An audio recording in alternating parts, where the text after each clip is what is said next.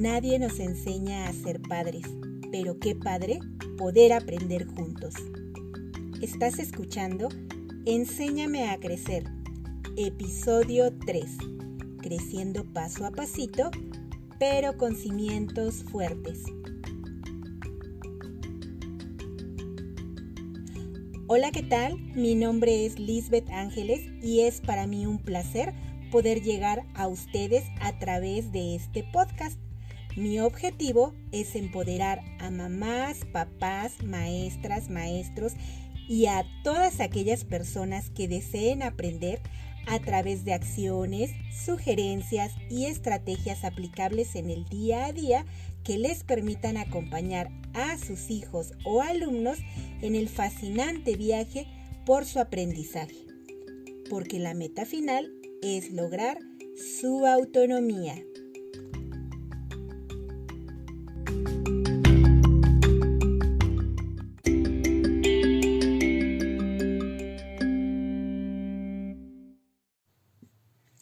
Muy buenos días, tardes o noches.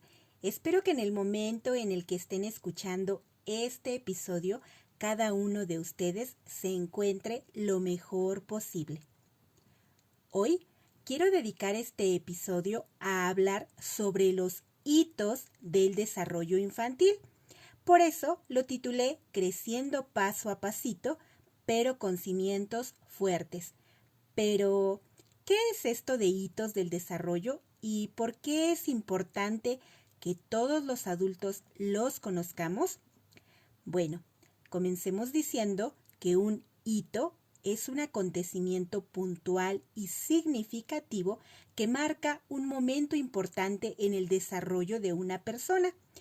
Y son importantes porque todos los seres humanos, desde el momento de nacer y durante los primeros años de vida, atravesaremos por ellos y la forma en cómo lo hagamos será de suma importancia para nuestro crecimiento, desarrollo y aprendizaje a lo largo de nuestra vida. Y cuando digo aprendizaje, no me refiero únicamente al aprendizaje escolar, porque la realidad es que desde el primero y hasta el último día de nuestras vidas estamos aprendiendo. De hecho, aprendemos más en la vida diaria que en la escuela. Los hitos del desarrollo son comportamientos y o destrezas físicas cuya principal característica es que son observables en los bebés. Recordemos que la etapa de bebé abarca desde los 0 y hasta los 2 años de edad.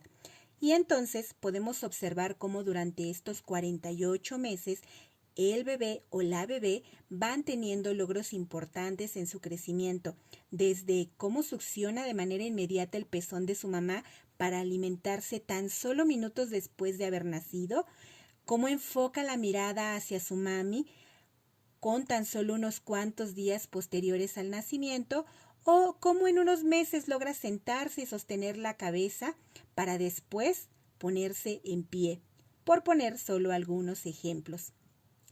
Conocer qué, cómo y en qué momento debe hacer esto un bebé permitirá a los padres garantizar que el desarrollo de su hijo o hija sea sano. Por ello, los médicos se basan en estos hitos, los cuales poseen parámetros de tiempo en los que se considera normal que los niños los adquieran, es decir, que no se logran de un día a otro, y que en este periodo de tiempo habrá bebés que logren alcanzarlos más pronto que otros. Y puede ser por causas como la misma genética de los padres, el ser un bebé que llegó a término, haber nacido por parto normal y con un peso adecuado y talla adecuada, el medio ambiente, la alimentación, los cuidados brindados por la familia y la estimulación recibida, por mencionar algunos. Ya la semana pasada les hablaba que de acuerdo a la investigación en la neurociencia se sabe que un bebé, aun cuando haya nacido en óptimas condiciones de salud, si no cuenta con los estímulos necesarios, la alimentación, los cuidados y el cariño, puede ser propenso a desarrollar enfermedades, alteraciones en el desarrollo, dificultades en el aprendizaje e incluso discapacidad, Por eso resulta relevante que las madres, padres y o cuidadores se vuelvan expertos observadores del crecimiento de los niños y que ante las señales de alerta puedan acudir al pediatra, quien será el encargado de valorar y, de ser necesario, realizar una contrarreferencia a un servicio especializado.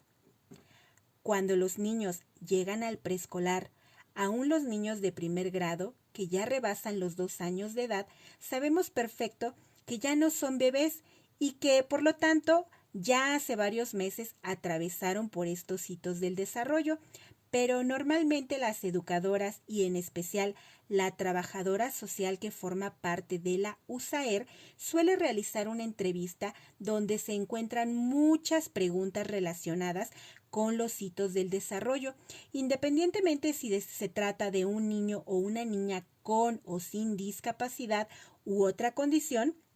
Esta información nos permite conocer cómo fueron sus primeros años de vida, qué recursos tuvo el niño o niña a su favor o en contra, con qué apoyos y recursos contaba la familia, y esto podemos ligarlo a los resultados de la evaluación diagnóstica que solemos hacer, que permite a las educadoras y al personal de la USAER tener un punto de partida para entender la situación actual de cada alumno o alumna, pero sobre todo saber qué situaciones de aprendizaje debemos plantear diariamente en clase para continuar desarrollando, favoreciendo y o consolidando su aprendizaje en los distintos campos de formación y áreas de desarrollo.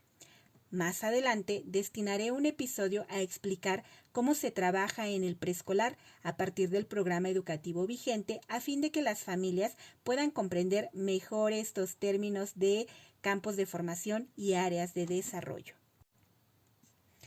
Ahora bien, pasemos directamente a los hitos y sus etapas.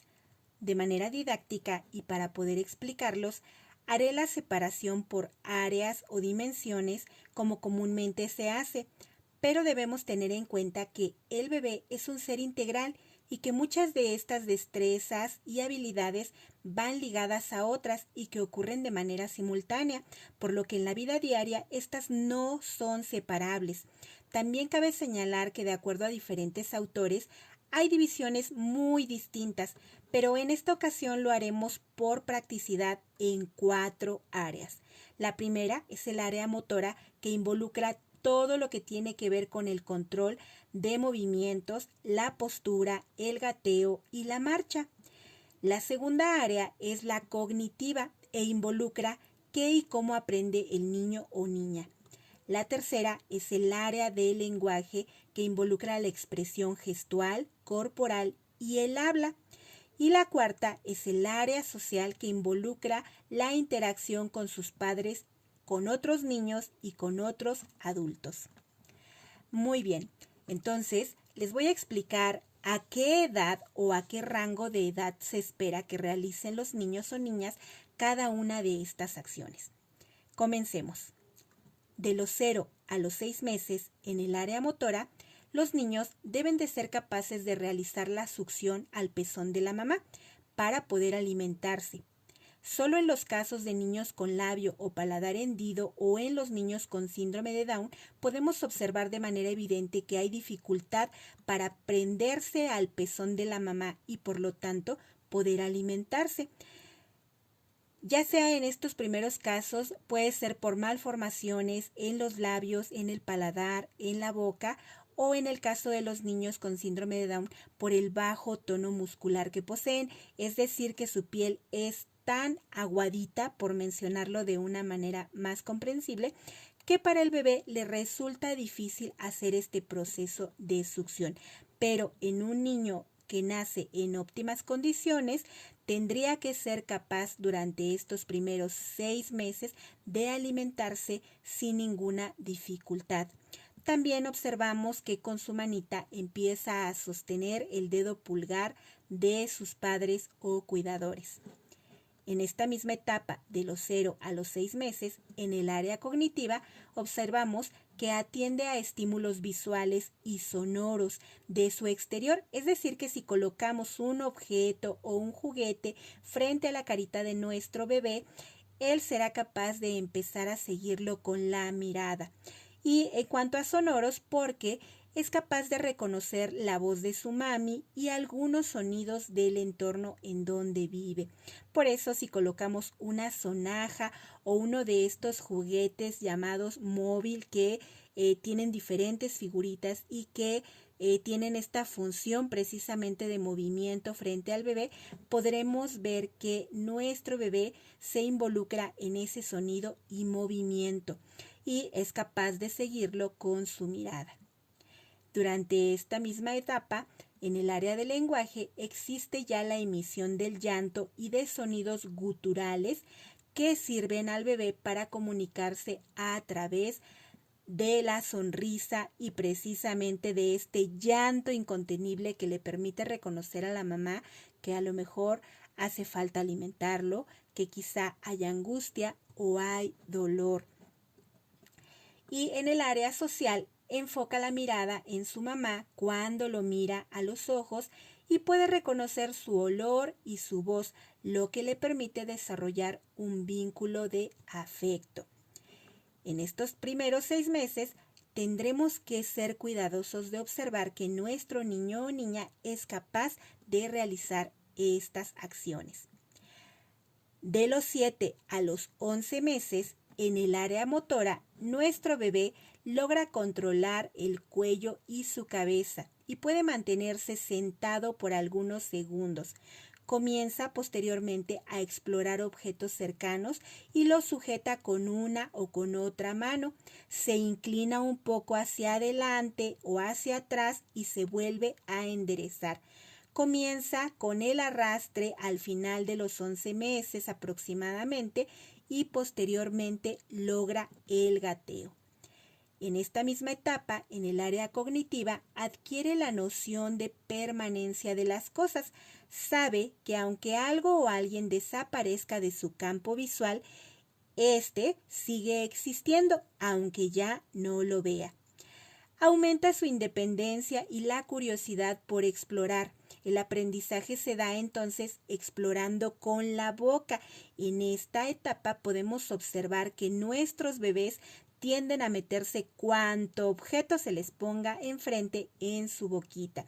Y debemos de ser cuidadosos que estos objetos no sean pequeños para evitar atragantamientos. En el área del lenguaje comienza a producir mayores balbuceos que son también más elaborados y produce sonidos de vocales y sílabas, pero todavía no tienen la intención de una palabra. Es decir, podemos escuchar en nuestros bebés sonidos como da, da, gu, gu, ga, ga, ga, o podemos escuchar en ellos la repetición constante de sílabas como mamá, mamá, mamá, mamá, mamá, pero no es todavía un sonido para formar una palabra propiamente. Sin embargo, los dedos y las manos en sí se vuelven una perfecta herramienta para comunicarse porque son capaces de comprender que pueden señalar cosas y que esta señalización le indica al adulto que quiere algo.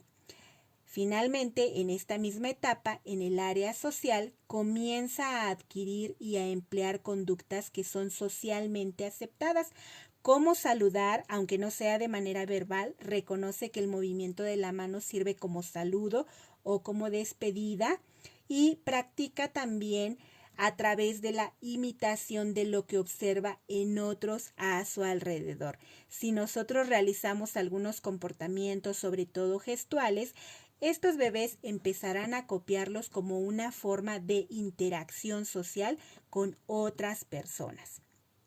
En la siguiente etapa, que va de los 12 a los 18 meses en el área motora, observamos que nuestro bebé ya logra ponerse de pie y que comienza a dar sus primeros pasos.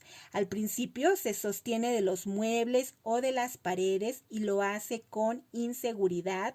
Puede haber repetidas caídas, pero también hay repetidos intentos por ponerse de pie hasta que lo logra. Alcanza el equilibrio al andar apoyado precisamente en sus pies y en diversos objetos de su entorno. En el área cognitiva, por lo tanto, como ya logra caminar, se expanden los horizontes. Le sigue gustando el aprender a través de tocar y de chupar los objetos, pero ahora descubre que puede llevar los objetos a diferentes lugares, que puede desplazarse más lejos, por lo que todo a su alrededor se vuelve interesante.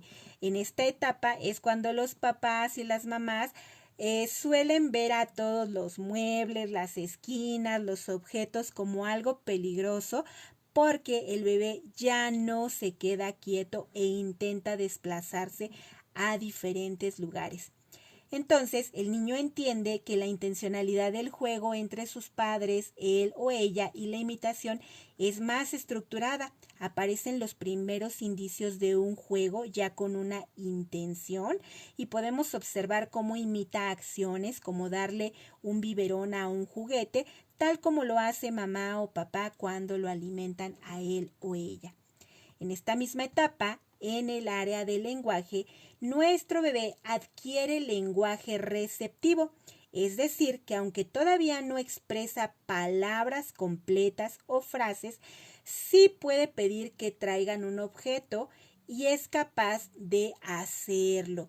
Es decir, si nosotros le pedimos tráeme la pelota, él muy curiosamente y muy decidido o decidida intentará hacerlo para complacernos, o bien podrá negarse a realizar la acción si ésta no es de su interés, porque logra comprender que ya tiene decisión propia. Sabe que puede decir sí o que puede decir no, ya sea con movimientos o de manera verbal, pues ya empiezan a aparecer las primeras palabras relacionadas a personas cercanas. En este momento podemos observar que ya dice mamá, refiriéndose específicamente a la persona que es su madre, papá, refiriéndose también a la persona que es su padre, y comienza a mencionar nombres de algunos objetos o alimentos muy próximos como leche y agua. Y en el área social, dentro de esta misma etapa de los 12 a los 18 meses, si bien ya dijimos que desde la etapa anterior surge esta idea de permanencia de los objetos y de las personas, ahora también surge el llanto y la angustia cuando ve alejarse a mamá, a papá o a sus seres queridos, y vuelve a calmarse y manifestar alegría cuando los ve nuevamente junto a él o ella. Nuestra siguiente etapa abarca de los 19 y hasta los 24 meses de edad. Ya logra la autonomía al desplazarse, comienza a correr y a menos que haya un problema ortopédico, podrá correr, empezar a intentar saltar, rodar, dar vueltas y balancearse. En el área cognitiva, de manera formal, aparece el juego simbólico.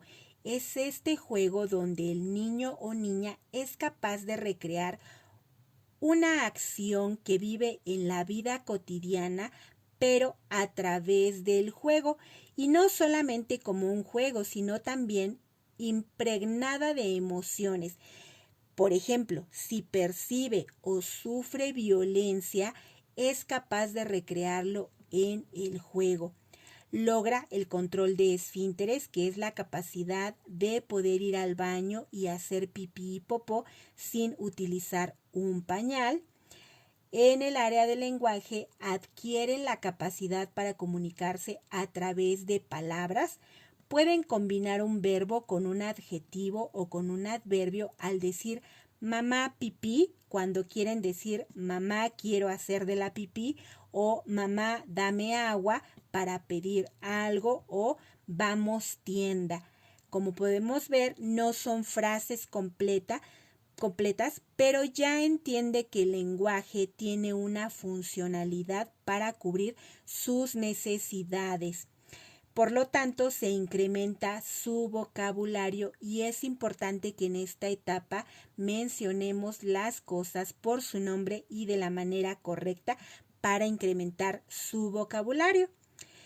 En el área social aunque en principio hay llanto y temor, son más susceptibles de permanecer con otras personas e incluso comienzan a preferir la compañía de otros niños de su misma edad por encima de la compañía de los adultos. Como ya corre riesgos al desplazarse y puede llegar a caer, buscará a quien le ayude a calmarse, pues esto no lo logra hacer por sí mismo. Al llegar a esta etapa de los 24 meses, pues prácticamente nuestro bebé está dejando de ser un bebé. Sin embargo, los hitos del desarrollo todavía se prolongan hasta aproximadamente los 36 meses de edad.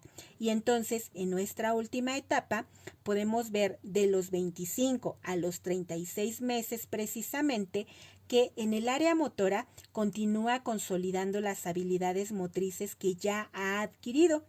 Sube y baja escaleras alternando los pies, se desplaza con mayor seguridad en superficies irregulares, comienza a realizar juegos de coordinación visomotriz, es decir, que utiliza la vista y las manos para realizar un juego, o la vista, las manos y los pies. En el área cognitiva, en esta etapa se enciende la imaginación a su máxima potencia. El juego ya es más elaborado. Descubre que además de representar cosas de la vida real en sus juegos, también puede inventar personas, personajes, escenarios y un sinfín de situaciones, por lo que la fantasía se vuelve muy importante. En el área del lenguaje se interesa en otros adultos y usa el lenguaje para comunicarse con ellos. Se aproxima y dice hola mediante preguntas directas que el adulto le realiza. Puede entablar ya una comunicación más eficaz y compartirnos información que para él o ella le resulta relevante. Y en el área social comienza a tomar conciencia de cómo sus acciones y sus emociones benefician o afectan a otras personas. Comprende que pegar o morder a otros provoca daño y, aunque lo entiende, probablemente lo seguirá haciendo, no porque sea un niño maldoso, sino porque cuenta con pocos recursos para resolver los conflictos o para entablar comunicación de manera eficaz con otros. Entonces será necesario que los adultos que le acompañan vayan apoyando en la regulación de la conducta. Hoy en día, el nivel preescolar abarca 3 grados de educación y forma parte de la educación obligatoria en México. Esto significa que cuando los niños llegan a primer grado de preescolar, ya no son precisamente bebés, como lo mencionamos antes. Cuentan con aproximadamente 2 años, 10 meses, 3 años más o menos de edad. Sin embargo, es muy común ver a una gran cantidad de niños que aun cuando no presentan discapacidad, algún trastorno en el lenguaje, el aprendizaje o el neurodesarrollo, sí presentan un rezago significativo en las habilidades de todas o de algunas de las áreas que acabamos de mencionar. Y tristemente esto se ha vuelto cada vez más cotidiano. ¿Pero a qué se debe esto? Bueno, en muy pocos casos los padres ya han acudido a valoraciones con un médico general o un pediatra cuando ingresan al preescolar. Y cuando acuden con un médico, algunas veces estos médicos suelen decirles cosas como que su niño no habla porque es flojo, pero que no lo presionen, e incluso les recomiendan inscribirlo al preescolar porque eso les ayudará. O bien observan también que son niños que juegan poco, que se mantienen muy inquietos o muy quietos, y de igual forma les sugieren inscribirlos al preescolar porque les refieren que lo único que necesitan es asistir a la escuela, pero no siempre profundizan en los hitos del desarrollo. Claro está que no puedo generalizar, pues he tenido la fortuna de conocer médicos y pediatras sumamente comprometidos con su labor que ante los mínimos signos de alerta suelen profundizar en la historia de vida del niño o niña a fin de tener un panorama más amplio y a partir de ello poder orientar a las familias. Si bien la educación en México es obligatoria desde el preescolar, la realidad es que inscribir a un niño en el preescolar no soluciona el problema si nosotros no hemos estimulado adecuadamente su desarrollo.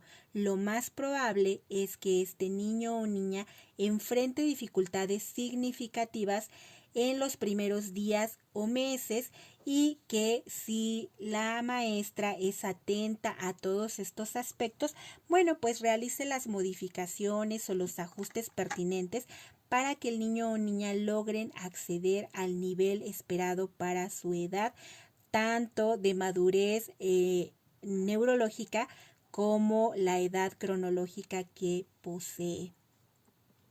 En otros casos nos ha llegado a ocurrir que las mamás son primerizas o que las familias son de escasos recursos o bien que han llegado hace poco a vivir al Estado de México y que vienen de comunidades con alta marginación.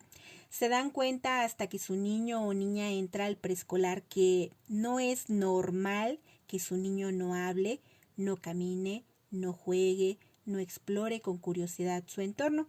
Y es hasta ese momento cuando empieza a surgir una genuina preocupación y un entendimiento de lo que ocurre. Claro está que no podemos juzgar a la ligera ninguna de estas situaciones que acabo de mencionar. Tristemente, la desigualdad en nuestro país en el aspecto social y económico sigue siendo enorme. Al respecto, el escritor y periodista Salvador Frausto, en su libro Los 12 mexicanos más pobres de Editorial Planeta en el año 2016, nos narra las historias de pobreza extrema de 12 familias que lo mismo se ubican en Puebla, en Oaxaca, en Chiapas, que en la Ciudad de México.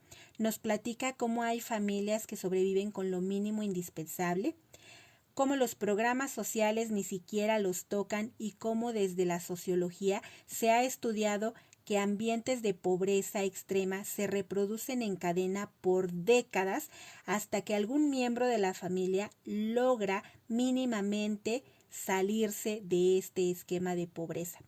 Por lo que esta realidad cotidiana no solo es de 12 personas, sino de miles de familias mexicanas y por ende de los niños de preescolar, y que en la gran mayoría pues son la población que atendemos no solo en nivel preescolar, sino en toda la educación básica. En los últimos años no son solamente los niños y niñas con discapacidad, trastornos u otras condiciones quienes son referidos a la USAER. Por el contrario, cada vez es más común recibir niños que, aunque aparentemente han tenido un desarrollo sano, enfrentan barreras para el aprendizaje. Es decir, que las dificultades que se observan no son propias de ellos o únicamente de ellos, sino que tienen mucho que ver con la combinación de factores a su alrededor, como la falta de estimulación o bien la estimulación solo en ciertas áreas que desde la perspectiva de los adultos se consideran de atención prioritaria, como lo suele ser la escritura y la matemática, y se dejan de lado la parte social, la parte creativa, la parte artística, esta parte del juego que es propia de la edad preescolar. También otros factores como el desconocimiento de los padres o de los cuidadores sobre estos hitos del desarrollo y de cómo estimular las diferentes áreas que los conforman. La deprivación sociocultural, que está asociada precisamente a la pobreza extrema. No es lo mismo un niño que nace en una familia que tiene ciertos recursos, aunque no sean los más adecuados, pero que tiene la posibilidad de conocer más cosas a su alrededor, que un pequeño o pequeña que ha sido criado en condiciones de pobreza extrema. Y en algunos casos también ocurre que el bajo nivel de escolarización de los padres representa un obstáculo para el aprendizaje. Pero aquí me gustaría abrir un paréntesis porque también hay niños que aun cuando sus padres poseen una escolarización a nivel de licenciatura, que son personas profesionistas, muchas veces en estos contextos resulta también más desfavorable que en el contexto donde los padres son analfabetas o con una educación muy básica, pero que al menos tienen el interés y la apertura por ayudar a sus hijos. Como podemos ver, los factores son diversos y cuando más de uno se conjuga, pues puede ser que ocasione algunas alteraciones en el desarrollo y en el aprendizaje de nuestros pequeños. Pero veamos ahora, ¿qué pasa cuando un niño o niña llega al preescolar y no logró sentar bases sólidas en los hitos del desarrollo? Bueno, como señalé antes, hoy en día es muy común ver a un 70% de niños que al ingresar a primero, segundo e incluso a tercero de preescolar aún no hablan, dicen pocas palabras y las pocas palabras que dicen las pronuncian mal. Y no me refiero a niños y niñas que cuentan con un diagnóstico de trastorno específico del lenguaje o con un daño a nivel orgánico, a nivel orgánico como labio o paladar hendido, porque al menos en estos pequeños sabemos que hay una condición que está originando un rezago significativo en el habla. Es muy común ver a niños que no hablan porque literalmente no han tenido la necesidad de hablar. En casa basta con que señalan lo que quieren para que los adultos de inmediato realicen la acción que los niños deseen, o incluso encontramos mamás o cuidadores que se anticipan a sus necesidades como si les adivinaran el pensamiento. O bien mamás que se vuelven excelentes traductoras de sus niños porque solo ellas logran entender lo que dicen y jamás les han exigido que hablen de mejor manera o mucho menos les han estimulado de la manera correcta. Desafortunadamente, al llegar al preescolar, esto representa una barrera para estos pequeños porque mamá no está presente para resolver la vida o para traducirles lo que el niño desea. Tenemos también niños que al llegar al preescolar se muestran inseguros de moverse. No conocen su cuerpo ni las posibilidades de movimiento y disfrute que poseen. Y más alarmante, tenemos niños y niñas que no exploran, no corren, no brincan, no se sientan en el piso o juegan con tierra porque en casa les tienen prohibido ensuciarse, o que han crecido pensando que si corren se caerán y esto les ocasionará graves accidentes. Todos los niños necesitan moverse e incluso necesitan caerse para saber qué hacer la próxima vez. Y no digo con esto que sea necesario lanzarlos al suelo para que se lastimen, pero incluso cuando un niño se cae, esto representa una valiosa oportunidad para aprender, para darnos cuenta qué ocasionó esta caída y saber cómo reaccionar la próxima vez. También encontramos niños que presentan dificultades en el aprendizaje, pero no porque se deriven de una discapacidad intelectual, sino porque los ambientes del hogar fueron poco estimulantes. Quizá han estado expuestos desde temprana edad a la televisión o a dispositivos electrónicos, y no es que estos sean malos en sí. Lo malo es no poner límites claros en su uso y dejar que en los primeros años de vida estos sean la única fuente de interacción entre el niño y su aprendizaje. Encontramos también niños que han sido erróneamente estimulados. En mi experiencia, he tenido la triste oportunidad de conocer a niños y niñas en preescolar que al interactuar con ellos es como abrir una enciclopedia. Son capaces de recitarme de memoria los nombres de las letras, me mencionan los números, algunos animales y sus características e incluso aparentan leer un libro. Pero al preguntarles qué entienden o para qué les sirve o cómo aplican ese conocimiento en su vida diaria, son prácticamente incapaces de hacerlo porque solo se les ha enseñado a memorizar, pero no a aprender y sobre todo a comprender. Y finalmente encontramos niños que no permiten la interacción con otros niños o adultos independientemente de que están en una etapa en la que apenas están aprendiendo a regular sus emociones.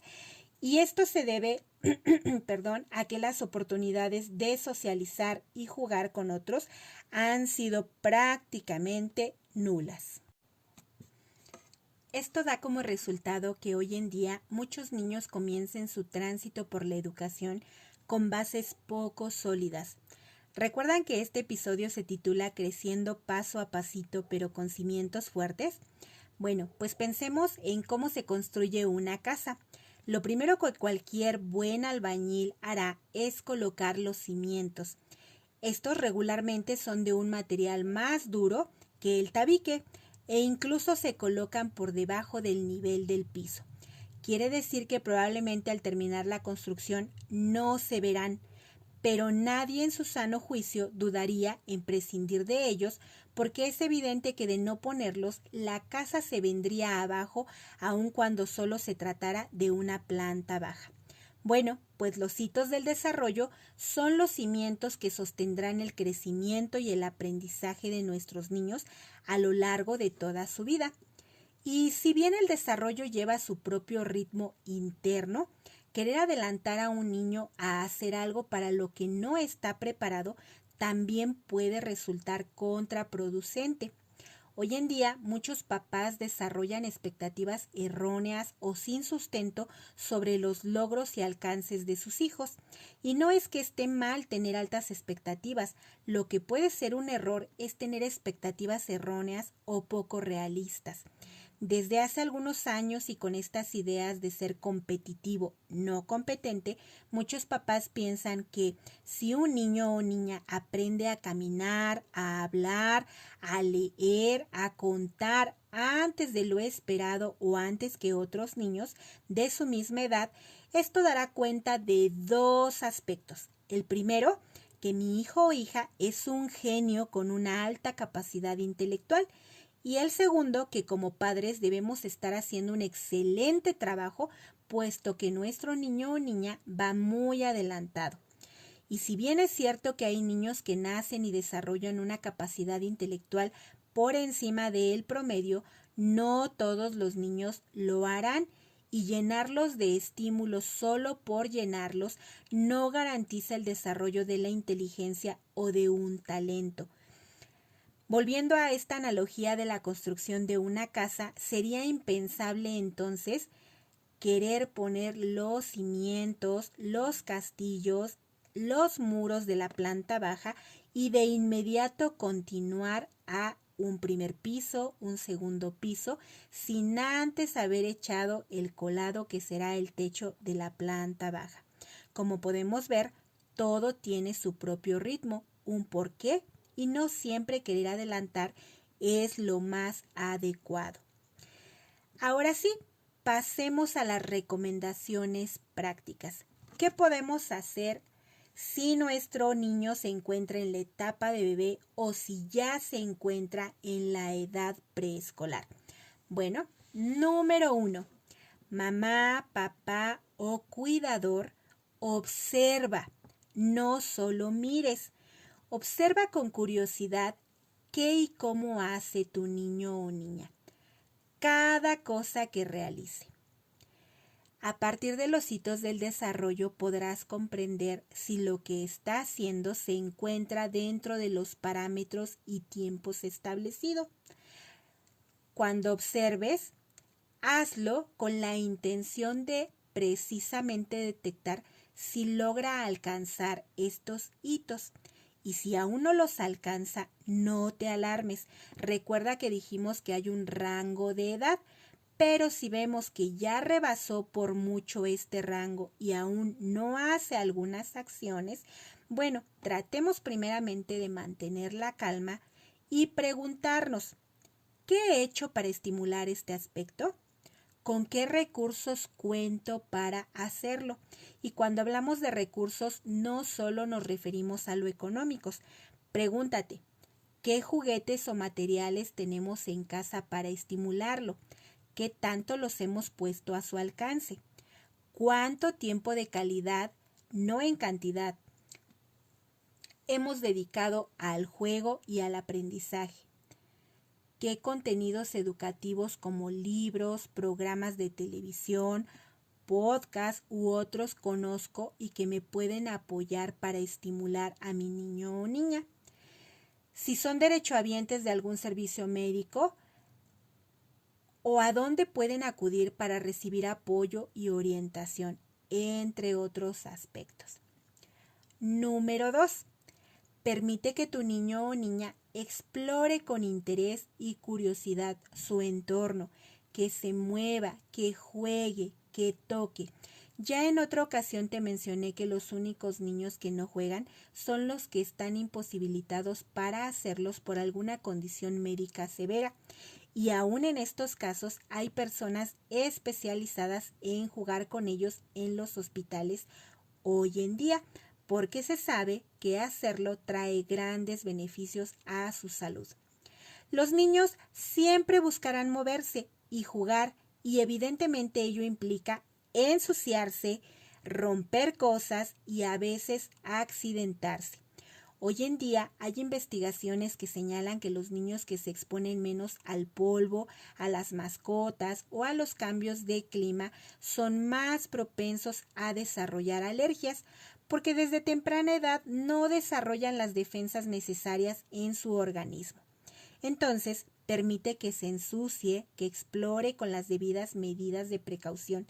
Deja que se arrastre, que gatee, que camina, que corra dentro de sus posibilidades y enséñale que si se cae debe desarrollar la velocidad de reacción, al menos para poder meter las manos y amortiguar el impacto de la caída. Recuerda, la ropa que se ensucia o se rompe con el tiempo se puede lavar o remendar, pero la infancia no vuelve y la mayor parte de nuestra vida la pasaremos siendo adultos. Número 3. Crea en tu niño una verdadera necesidad por comunicarse. Para que un niño hable, necesita saber que lo que él o ella tienen que decir es importante para quienes lo escuchan. Si nosotros no creamos la necesidad de que nuestro niño o niña hable, ellos difícilmente lo harán. Evita hablarle con diminutivos porque esto no le permite escuchar la variedad de sonidos del lenguaje. Evita infantilizar el habla con términos como mira, el guau guau guau o el miau. Las onomatopeyas son una excelente herramienta para ayudar al bebé. Las onomatopeyas son estos sonidos que realizan los animales o algunos objetos, y cuando un bebé empieza a hablar son un excelente recurso para estimular el lenguaje. Pero conforme avanza la edad, debemos hacerles saber a los niños que cada persona, animal u objeto poseen un nombre y que mencionarlos por este nombre es la forma correcta de hacerlo. Canta mucho con tu bebé, arrúllalo o juega con canciones que sean apropiadas para su edad. Jueguen a hacer un karaoke, solo asegúrate de ocupar la música correcta. Destinaré un episodio especial a hablar acerca de este tema de la música en los niños. Lee a tu niño o niña. El hábito de la lectura es la mejor herencia que les puedes dejar a tus hijos para toda la vida. Dialoga con tu niño o niña de todo lo que les sea posible. Procura partir siempre de temas de su interés. Puede ser cultura general, naturaleza, videojuegos, sus juegos preferidos, su música favorita, las emociones, su comida favorita, sus miedos, etc. Haz uso de todo lo que le interese para poder dialogar e incrementar su vocabulario y que comprenda cuál es la función práctica del lenguaje. Muy bien, nuestra cuarta recomendación. Estimúlalo sensorialmente. A esta edad nuestros niños aprenden por los sentidos y normalmente conocemos 5: gusto, tacto, vista, oído y olfato. Puedes hacer baúles de juego con una caja o con un costal o con lo que tengas en casa. Puedes recopilar juguetes, disfraces, diferentes objetos que sirvan para que tu niño juegue con ellos y reconozca sus características. Pero también puedes permitirle que explore en la cocina junto contigo.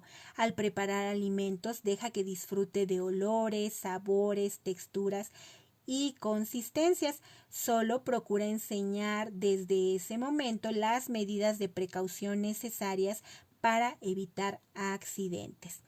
Y bueno, de acuerdo a la teoría de la integración sensorial, hay 2 sentidos más que son importantes para nuestros niños. El primero es el sentido vestibular, que implica el que tu niño se mueva en todo momento. Y el segundo es el propioceptivo, que implica el reconocimiento propio de las sensaciones. Así que también puedes estimular estos 2 aspectos. Número 5. Permite que tu niño o niña socialice con otros a través del diálogo y del juego. Evidentemente, en las circunstancias actuales por la pandemia esto se ha limitado, pero permite que tu niño juegue en familia con las personas que están en casa. Y al jugar, permite que aprenda a compartir cuando así lo desee, a respetar las reglas en los juegos, a esperar sus turnos de participación, a interactuar con otros, a saber ganar y a saber perder apropiadamente. Número 6. Acude a revisiones periódicas con el pediatra al menos 2 veces por año. Ya sea que sospeches o no de algún signo de alerta, permite que sea un profesional de la salud quien te diga si todo va dentro de los parámetros normales o esperados o si pudiera haber factores de riesgos. Si tu niño o niña asiste a una estancia infantil o al preescolar, pregúntale a tu maestra cómo observa a tu hijo o hija, qué fortalezas y áreas de oportunidad observa y pide que te oriente con qué acciones puedes apoyar tú desde casa. Y número 7, procura una alimentación sana y balanceada. La creación de entornos familiares amorosos y de convivencia pacífica. Utiliza el diálogo y estímulos variados. Limita los horarios de uso de dispositivos electrónicos y establece normas y límites en el hogar y acompaña de la mejor manera en esta hermosa experiencia de desarrollo, crecimiento y aprendizaje de tus hijos. Si pones en práctica de manera diaria y oportuna estas sugerencias y otras más que están a tu alcance, puedes garantizar mucho mejor un desarrollo óptimo de tu niño o niña. Muy bien, pues con esto hemos llegado al final. En los siguientes episodios te seguiré comentando sobre muchos temas que de verdad son fascinantes. Espero que hayas disfrutado este episodio tanto como yo disfruté el grabarlo. Desde la distancia les mando un abrazo y nos escuchamos la próxima semana. Muchas gracias.